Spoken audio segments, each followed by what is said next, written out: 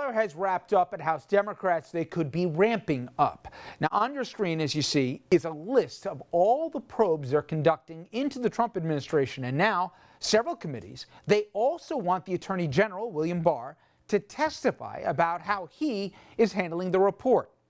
Well, my next guest is on one of those critical panels, Congressman Ro Khanna, a Democrat from California, and he serves on the all-important Oversight Committee. Well, let's get into the known and the unknown. I grant you there's a lot of the latter. But first, of the two parts on the conspiracy, on the collusion portion of this, is it now settled in your eyes that at the end of the day, Mueller did not find any connective tissue that said that the Trump campaign or the candidate himself colluded with the Russians in the wake of the 2016 campaign and election?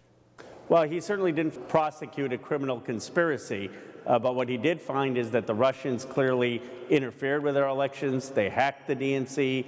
They spread propaganda on social media. They wanted Trump to win. What remains to be seen, and we need to see the Mueller report, is was there any evidence of any coordination between Trump or the Trump campaign and Russia? We know that the evidence didn't rise to the level of a crime of criminal conspiracy. Then we get to the stickier one, which is obstruction. And I know you've been vocal in the last day or so that the Attorney General now, Mr. Barr, you want him to testify. Explain how you think he put his finger on the scale as to the unanswered question, at least from the little we know of the Mueller report, that obstruction to this point, the president wasn't exonerated, but also he wasn't charged.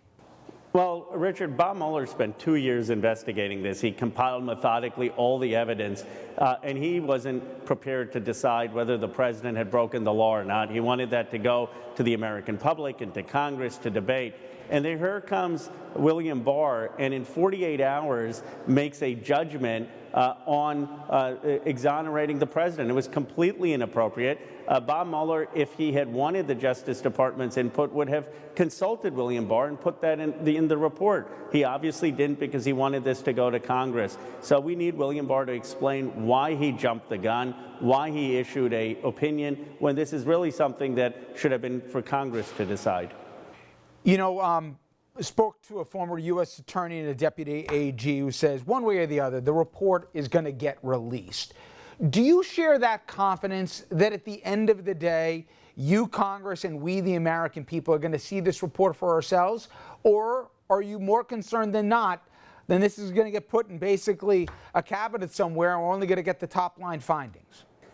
I'm confident we're going to get to see it. 420-0 was the vote in the House of Representatives to make this report public. It's the only way we're going to get closure, is if the American public get to see what they paid for. They paid for the Mueller investigation. The Republicans are fond of saying it cost $25 million. Well, we might as well get the work product. Let's see what Mueller found and let the American public then make a determination.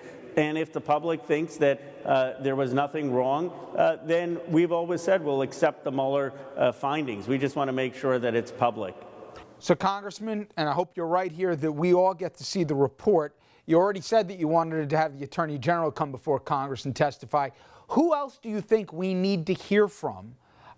Tempering with the arguments you're already getting from both the White House and some Republicans on the Hill that you guys are sore losers and this is overkill again with a list of probes that are scheduled from now through 2020. Who else should we hear from to get a full picture as to what we learned or didn't learn in the last 2 years? I assume Bob Mueller's at the top of your list. He is. Well, the only losers here are the American people, and we all should be concerned that the Russians interfered in our elections. That should be the headline, that Mueller has conclusively proved that Russian defense intelligence officers were trying to manipulate an American presidential election. We really need to hear from Bob Mueller. I mean, we need to hear the extent of this scheme that the Russians had, his concern about the vulnerability that our nation would have to future interference, his recommendations for what we need to do to deal with this, and then his conclusions in terms of whether there was any evidence of coordination between the Trump campaign and Russia. And we understand there was not enough to charge the Trump administration or Trump campaign, but was there any such evidence? And why did he choose not to interview Trump? Those are questions only Bob Mueller can answer. You know, Congressman, I've heard two different answers to this next question, which is, hey, there's still so much we don't know. You already touched on part of it, that, listen, we had a foreign adversary interfere with our elections. We've done little, if anything, to strengthen the security of our elections going forward. But I've also heard part of the reason why the president may not have been charged is that he did it in quote-unquote open view. He demeaned certainly the intelligence agencies. He demeaned the actual probe itself.